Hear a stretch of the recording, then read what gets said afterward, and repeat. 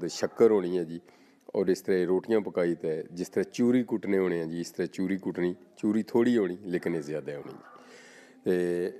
इत्थे सारे दोस्त संगी रली तो चूरमा कुटने जी। फिर उसने तो बाद इस चूरमे की जेह्ड़े ग्रां होने या दोस्त अहबाब होने जी, फिर चूरमा उन्होंने दिता जाना जी।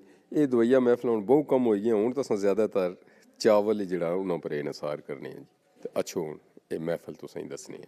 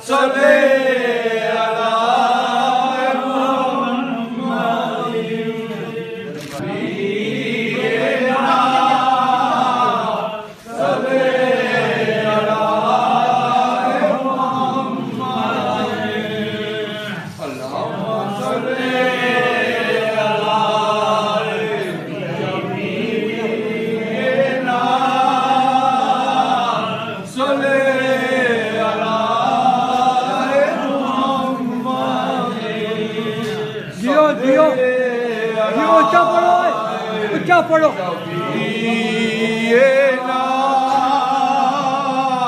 सोले